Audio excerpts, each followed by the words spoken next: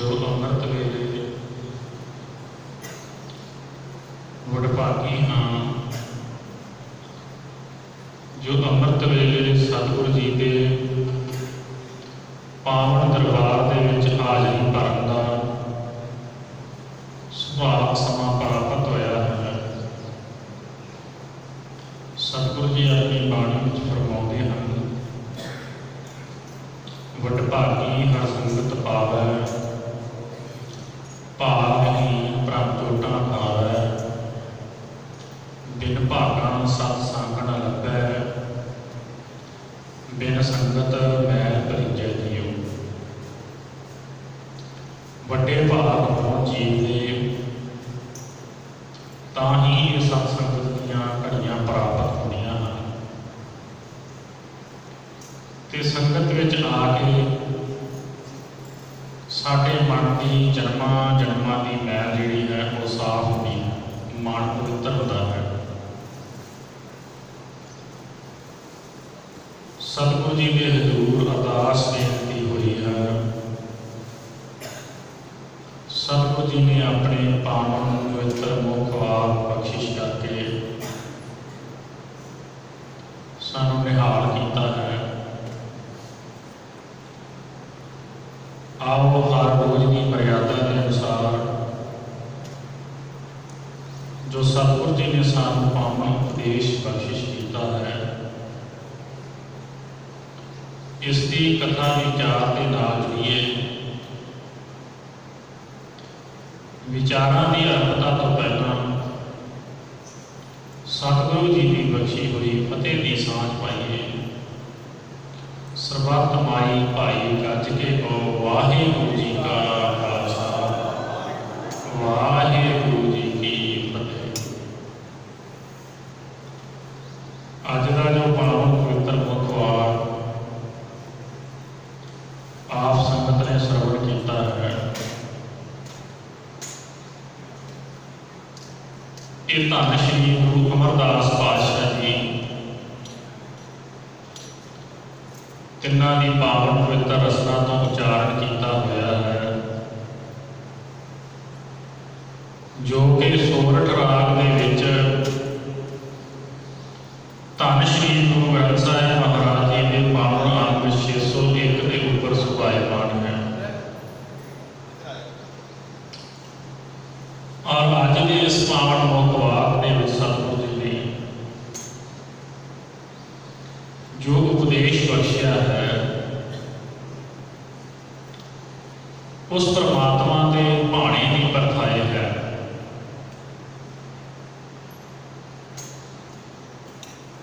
इस जीव को उस परमात्मा के भाणे में चलना चाहिए है, और उस परमात्मा के भाणे में चलने वाला ही असल गुरमुख है, असल उस परमात्मा का प्यारा है। ये सोची गुरु अमरदास पातशाह जी अज आपां संगत नूं इस उपदेश के विच हुक्मनामे दे विच बख्शिश कर रहे हैं। भाणे का अर्थ है हुक्म रजा, उस परमात्मा की मर्जी के अनुसार चलना, उसनूं भाणा कहा जाता है। जो भी वो परमात्मा सानू देवे उसनूं खिड़े मथे प्रमाण करना, इसनूं भाणा मंनना कहा जाता है। वैसे तो सारा संसार ही उस परमात्मा के हुक्म दे विच है। हुक्मे अंदर सब हो, बाहर हुक्म ना होए। एक दुनियावी हुक्म है जो साढ़े उत्ते साढ़े वड्डियां का चलता है, बच्चों के उत्ते उन्होंने माँ प्यो का हुक्म चलता है। एक मुलाजम के उत्ते उसके अफसर का हुक्म चलता है। स्टेट के उत्ते, देश के उत्ते उतों की सरकार का हुक्म चलता है। दुनिया के वड्डे वड्डे हुक्मरान राजे अपना हुक्म दिते हैं। अपना हुक्म चला के इतों चले गए हैं,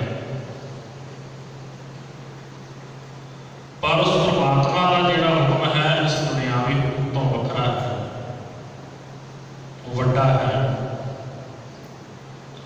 उस परमात्मा का हुक्म एक रुकती हुई रौं की तरह है, जो जरे जरे दे विच घट घट दे विच समाया हुआ है। कोई भी चीज इस सृष्टि के उत्ते उस परमात्मा के हुक्म तो बाहर नहीं जा सकती। इस तरह का हुक्म है। जेकर साडे घरदियां दा अपने बच्चों के उत्ते कोई हुक्म है तो बच्चे उसको टाल सकते हैं, जवाब दे सकते हैं कि असीं ये काम नहीं करना। एक मुलाजम भी अपने अफसर के हुक्म तो आनाकानी कर सकता है। सरकारां दे हुक्म मनण तो प्रजा जिहड़ियां हन वो आगी हो सकदियां हैं, पर उस परमात्मा का हुक्म इस तरह का है, इतना विशाल है कि कोई चाह के भी उहदे हुक्म तो बाहर नहीं जा सकता।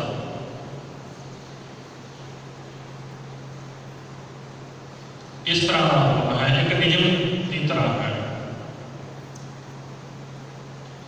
दिन तो बाद रात होगी, ये उस परमात्मा का हुक्म है, तो रात ही होगी।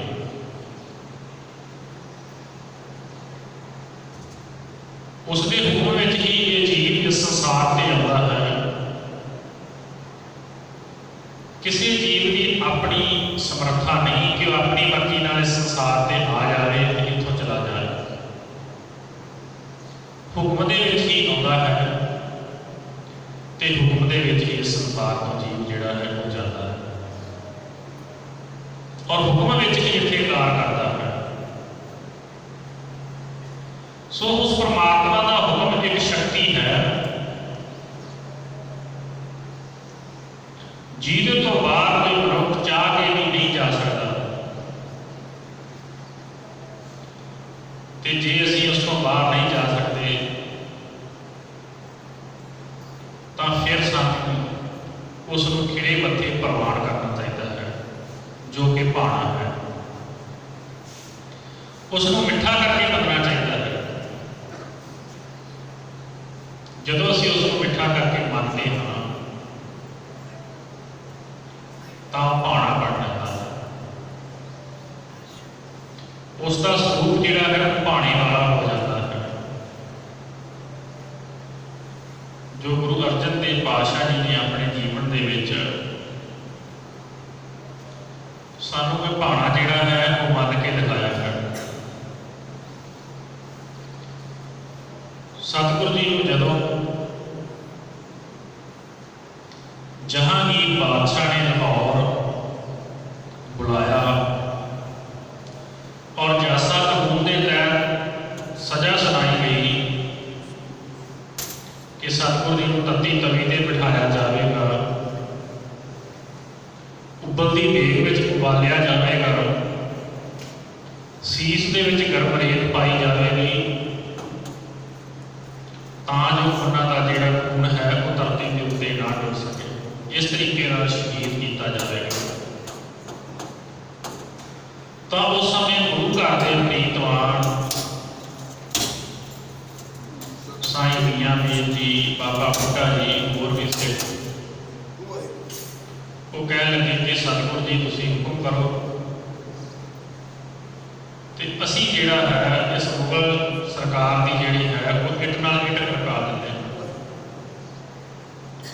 तो सतगुरु जी ने उन्होंने समझाया कि नहीं, ये उस परमात्मा का हुक्म है, भाणा है, असीं इसको मिठा करके मनना। तो सतगुरु जी जिहड़ा है वो तत्ती तवी के ऊपर बैठ गए और मुख तो यही उच्चारण किया, तेरा कीया मीठा लागे हर नाम पदार्थ नानक मान। भाणा जिहड़ा है वो मिठा करके मन्निया। सो गुरु अमरदास पातशाह जी ने सानूं यही उपदेश बख्शिया है कि जे सब कुछ है ही उस परमात्मा के हुक्म विच ते फिर सानू उसनूं मिठा करके मनना चाहिए। जे असीं अपनी मर्जी नाल इस संसार ते आ नहीं सकते, जा नहीं सकते, उसने बनाए हुए नियम नूं, हुक्म नूं असीं बदल नहीं सकते, तो फिर उसनूं मनण, उसनूं मिठा करके सानूं मन लेना चाहिए। फिर ही साडा उस विच ही साडा जिहड़ा है भला है। और कई बारी जदों कोई जीव चढ़ाई कर जाता है तो असीं कहते हाँ कि ये रब दा भाणा है, उस परमात्मा का भाणा वरत्या है, क्योंकि मौत जिहड़ी है वो किसी के हाथ नहीं है।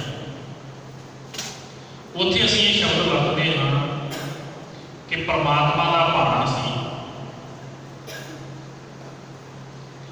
पर असीं हर एक अपने काम के विच इस शब्द को वरतना है कि सतगुर जी जो 4 पैर दिन सी वो तुहाडे भाणे विच बतीत होया है, रात अपने भाणे विच बतीत कराउणी।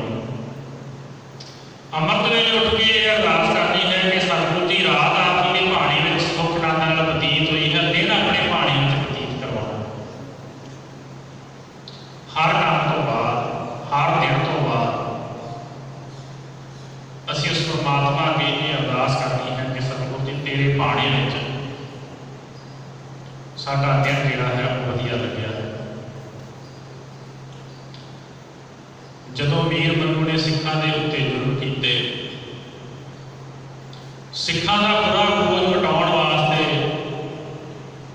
उसने सिखां दीआं इस्त्रियां नूं बंदी बनाया, बच्चियां नूं नेज़िआं दे उत्ते टंग दित्ता, उन्हां दे गलां दे विच हार परो के बच्चियां दे उन्हां दे मातावां दे गलां दे विच हार पाए गए।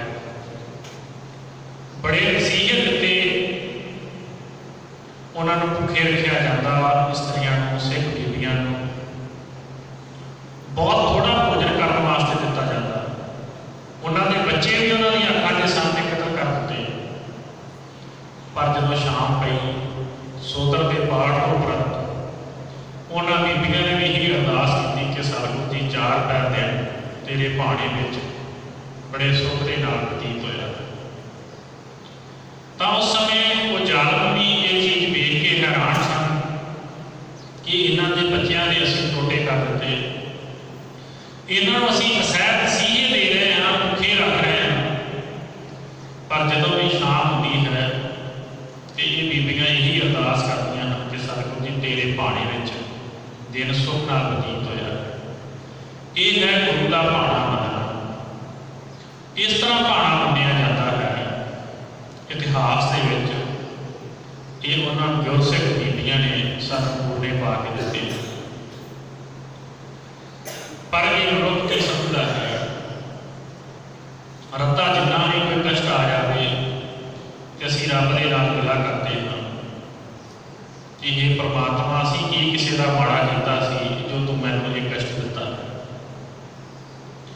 गुरु दे नाल गिला करते हैं कि असीं हर रोज़ गुरु घर जाते हैं, सेवा करते हैं, बाणी पढ़ते हैं, पर उसके बदले सानूं की मिलिया है? क्योंकि सानूं गुरु के हुक्म की भाणे की सोझी नहीं है। सतगुर कहते हैं सुख दुख दोए कर कपड़े पै जाए मनुख। सुख ते दुख ये कपड़ियां की तरह हैं, किते सुख आ गया किते दुख आ गया, जीवन का हिस्सा ये चलते रहते हैं। पर इस जीव का काम की है कि कोई भी अवस्था हो अपने मन को चढ़ती कला में रखना है। कोई दुख आ भी गया है तो मन नहीं डराना है, उस परमात्मा का भाणा समझ के उसको भी हस के जिहड़ा है वो सहन करना है। ਉਹਦੇ ਨਾਲ ਕੀ ਹੋਵੇਗਾ? ਸਾਡਾ ਮਨ ਫਿਰ ਦੁਖੀ नहीं होएगा। जे गुरु का भाणा मान के उसको स्वीकार करांगे फिर सानू मानसिक तौर पर कोई कष्ट नहीं होगा, आत्मक तौर पर सानू कोई कष्ट नहीं होगा। वेखण वाले को दिल लगेगा कि ये बड़ा दुखी है, ये भाणा वापर गया। पर जे असीं गुरु के हुक्म नूं भाणे नूं समझ लवांगे, मन्नांगे, तो फिर साडी आत्मा जिहड़ी है वो शांत रहेगी, वो वो भटकेगी नहीं, असी गुरु के मार्ग तो नहीं फिरांगे। और कई बार ये भी शंका साडे मनां दे विच पैदा हो जाता है कि जेकर सारा कुछ है ही उस परमात्मा के हुक्म विच, तां फिर इस जीव का चंगे माड़े कर्मां दे नाल की संबंध है। जे कोई असीं चंगा काम किया वो भी उस परमात्मा ने करवाया उसके हुक्म विच, जे माड़ा काम किया तो वो भी उस परमात्मा ने उसके हुक्म विच होया, तो फिर उसके असीं जिम्मेवार किवें हां। कई बार ये जीव जिहड़ा है अपनी जिम्मेवारी तो बचण वास्ते ये सवाल खड़ा कर दिंदा है कि मेरा की कसूर है, परमात्मा के हुक्म विच है, मैनूं जिस पासे उस परमात्मा ने लाया है उस पासे लगा हाँ। वो फिर किसी की गल नहीं सुनता। शराब पीने वाले को कहिए कि भाई ठेके की बजाय शाम को गुरुद्वारे जाया कर, वो कहेगा कि मेरा की कसूर है, उस परमात्मा के हुक्म विच नहीं। गुरु प्यारी साध संगत जी, इतनी आज़ादी उस परमात्मा ने सानू दिती है, सोझी इस मनुख को बख्शी है कि ये चंगे माड़े का फैसला कर सके, और जिहो जिहा मार के बनेगा उहो जिहा इसको फल भी भुगतना पएगा। होवेगा उस परमात्मा के हुक्म विच, उहदे भाणी विच ही, उसको बाहर नहीं जा सकते। पर जो सानू खुल दिती है, जो सोझी सानू बख्शी है सतगुरु जी ने, ਉਹਦੇ ਅਨੁਸਾਰ ਜੇ ਚੰਗਾ ਕਰਮ ਕਰਾਂਗੇ ਤਾਂ ਉਸਦੇ ਫਲ ਸਾਨੂੰ ਚੰਗੇ ਪ੍ਰਾਪਤ ਹੋਣਗੇ, ਜੇ ਮਾੜਾ ਕਰਮ ਕਰਾਂਗੇ ਤੇ ਮਾੜਾ ਕਰਮ ਜਿਹੜਾ ਹੈ ਮਾੜੇ ਕਰਮ ਦਾ ਮਾੜਾ ਫਲ ਪ੍ਰਾਪਤ ਹੋਵੇਗਾ। ਜੇ ਕੰਡੇ ਬੀਜਾਂਗੇ ਤਾਂ ਕੰਡੇ ਹੀ ਵੱਢਣੇ ਪੈਣਗੇ। ਸਤਿਗੁਰੂ ਜੀ ਕਹਿੰਦੇ ਹਨ ਕਿ ਇਹ ਕਰ ਕਰੇ ਸੋ ਇਹ ਕਰ ਪਾਏ। ਕਲਯੁਗ ਦਾ ਇਹੋ ਜਿਹਾ ਨਿਜ਼ਾਮ ਹੈ, ਇਹੋ ਜਿਹਾ ਨਿਆਂ ਹੈ ਕਿ ਤੁਸੀਂ ਸੱਜੇ ਹੱਥ ਨਾਲ ਕਰਮ ਕਰਦੇ ਹੋ ਤੇ ਖੱਬੇ ਹੱਥ ਵਿੱਚ ਤੁਹਾਡੇ ਉਸ ਦਾ ਫਲ ਤੁਹਾਨੂੰ ਮਿਲ ਜਾਂਦਾ ਹੈ।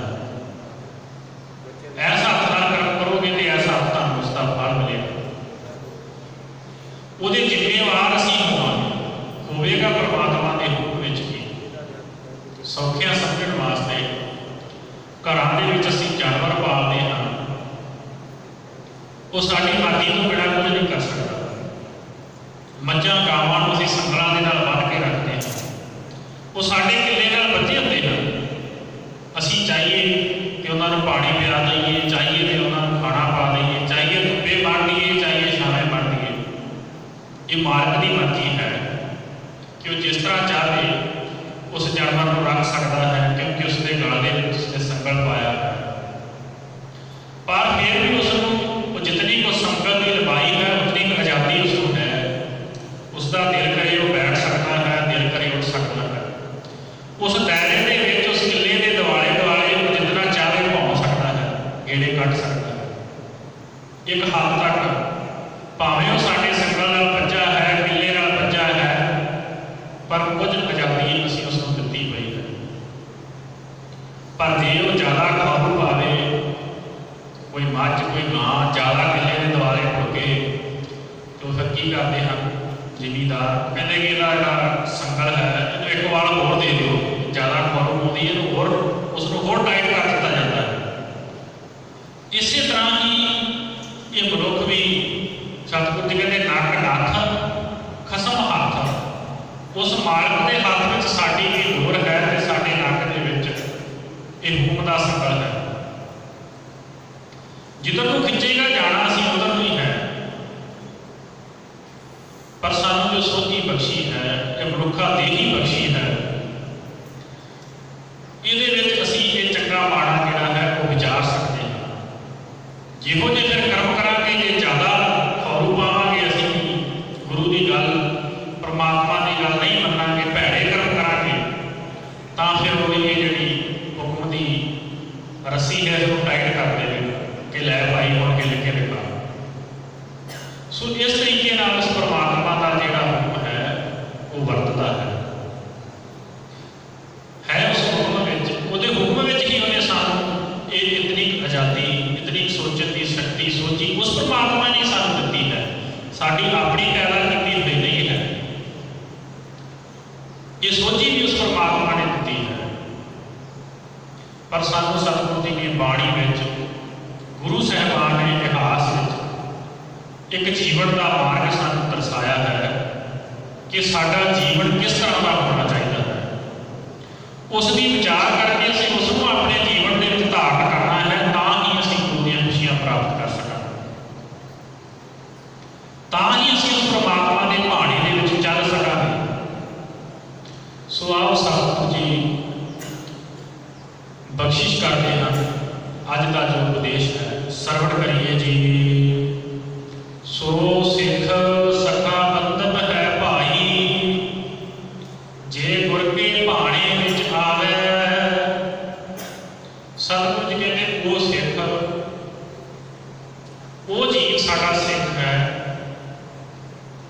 बंधन भरा है, मित्र है, भाई है, जो गुरु के परमात्मा के भाणे दे विच आउंदा है, जो गुरु के हुक्म विच जिहड़ा कार करदा है, वही साडा सिख है। जो गुरु की कही हुई गल अपने पल्ले बन लैंदा है तो उस तो रत्ती भर भी पासे नहीं जाता, सतगुरु जी कहते वो साडा सिख कहलाउण दा हकदार है। अपने भाणे जो चलै भाई, विछड़ चोटां खावे। ते सतगुरु जी कहते हैं कि जो जीव अपनी मन की मर्जी पिछे लगता है,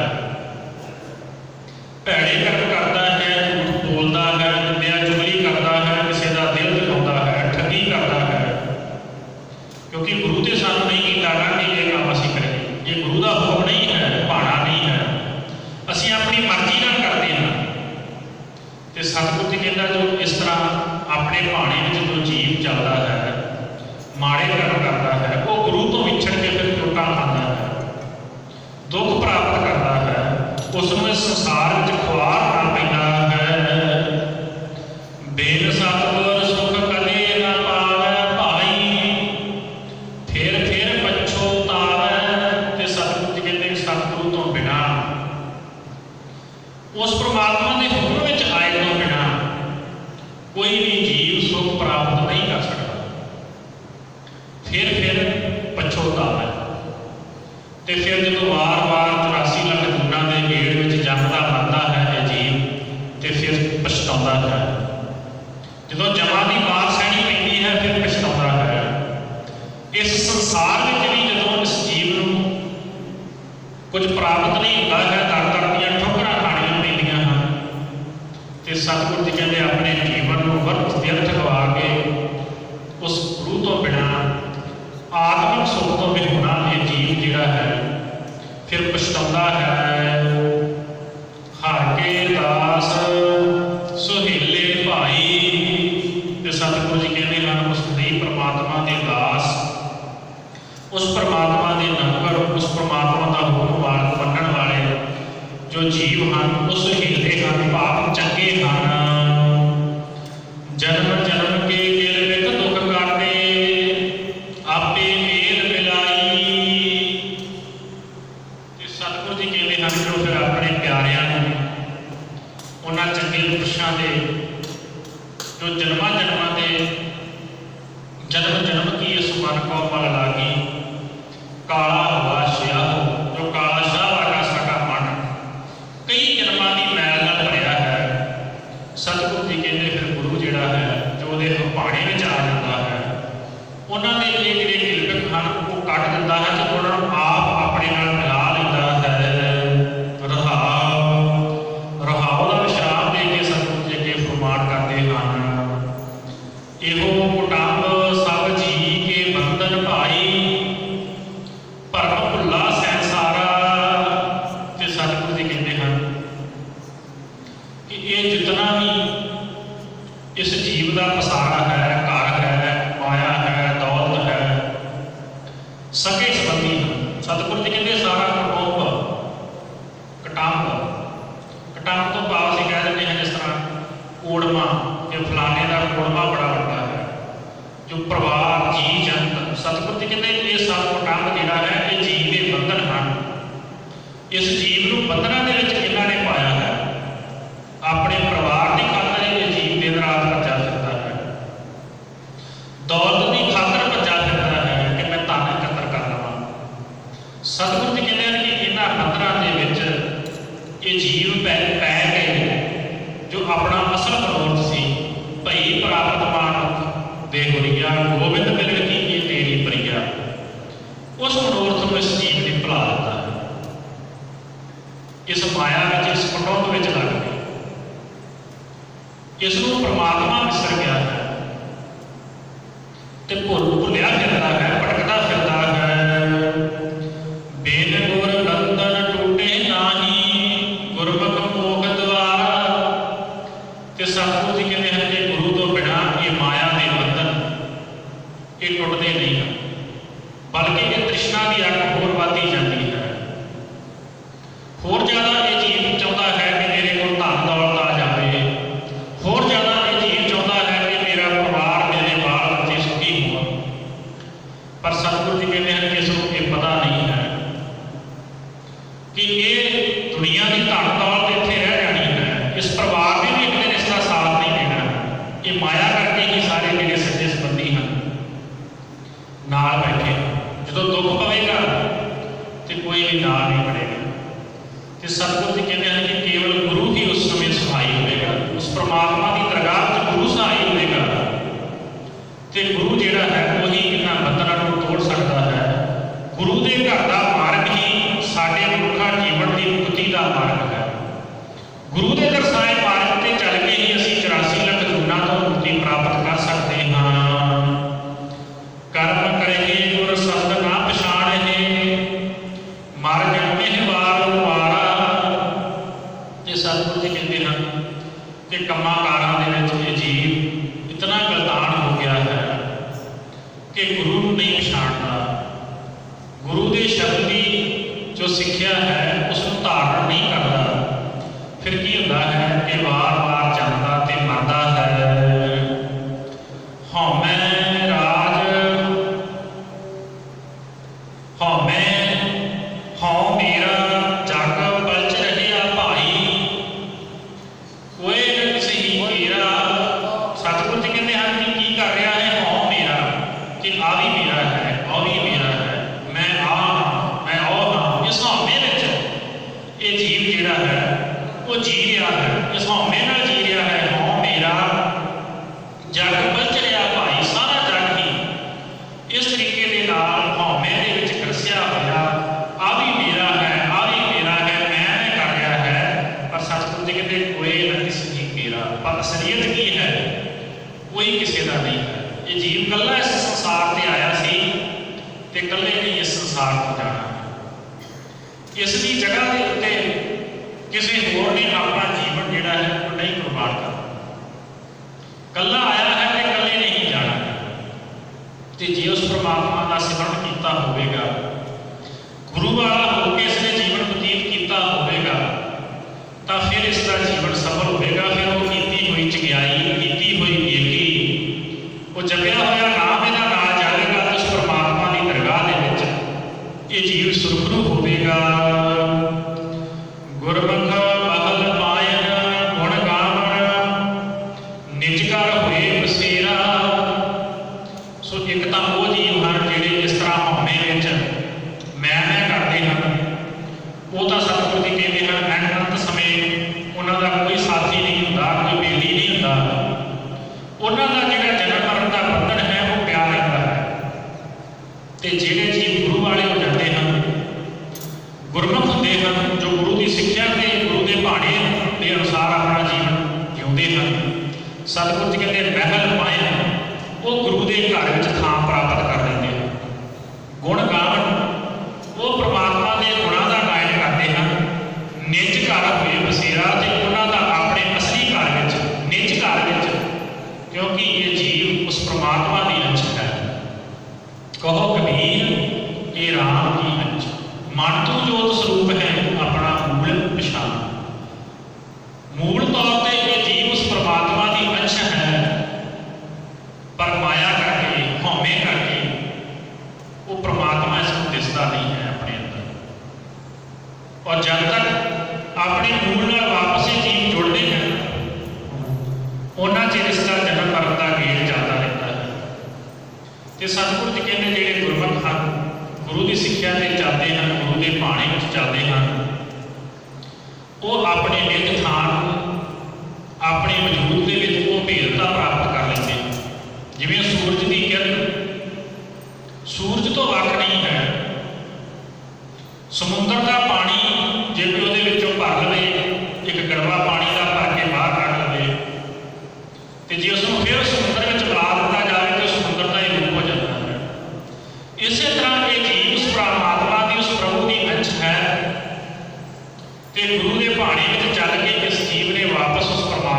ਵਿੱਚ ਸਮਾਉਣਾ ਹੈ।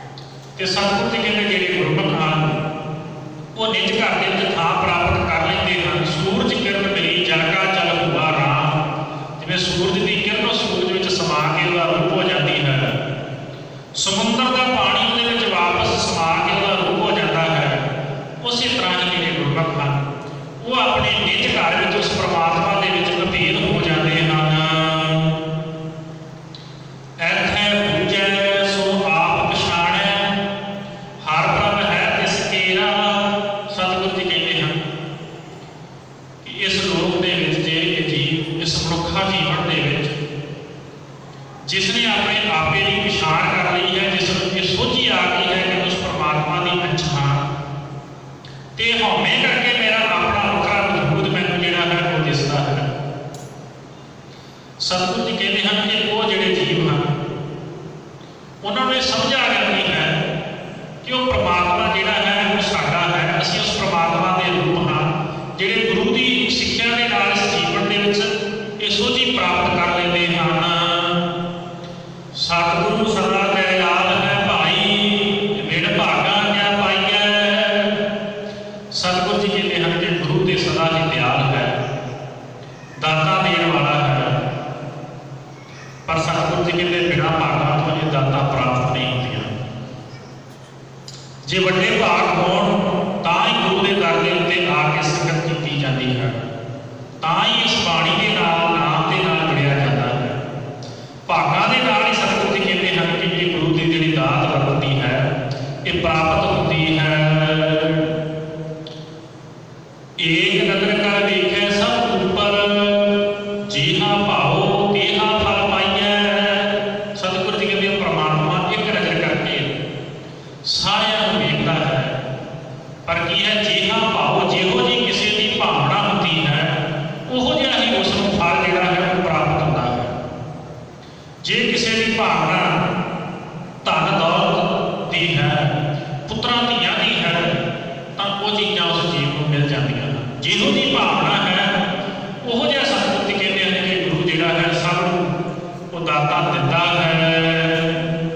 ਨਾਨਕ ਨਾਮ ਵਸੈ ਮਨ ਅੰਦਰ, ਵਿੱਚੋਂ ਆਪ ਗਵਾਈਐ।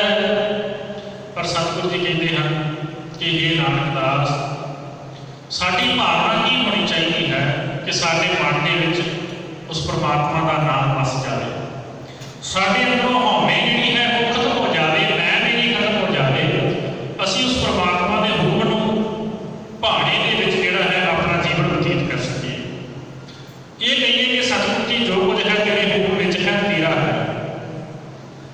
ਇਹੋ ਜਿਹੀ ਭਾਵਨਾ ਜੇ ਸਾਡੀ ਹੋਵੇਗੀ ਤਾਂ ਫਿਰ ਇਸ ਭਾਵਨਾ ਦੇ ਅਨੁਸਾਰ ਸਤਿਗੁਰੂ ਜੀ ਸਾਡਾ ਜਿਹੜਾ ਜੀਵਨ ਹੈ, ਸਾਡਾ ਲੋਕ ਸੁਖੀ ਅਤੇ ਪ੍ਰਲੇਖ ਸੁਖੇਲੇ ਬਣਾ ਦੇਣਗੇ। ਉਸ ਪਰਮਾਤਮਾ ਦੀ ਦਰਗਾਹ ਵਿੱਚ ਅਸੀਂ ਸੁਰਖਰੂ ਹੋ ਜਾਵਾਂਗੇ। ਸਾਡਾ ਜਨਮ ਮਰਨ ਦਾ ਗੇੜ ਕੱਟਿਆ ਜਾਵੇਗਾ। ਉਸ ਪਰਮਾਤਮਾ ਦੇ ਨਾਲ ਅਭੇਦਤਾ ਸਾਨੂੰ ਪ੍ਰਾਪਤ ਹੋ ਜਾਵੇਗੀ।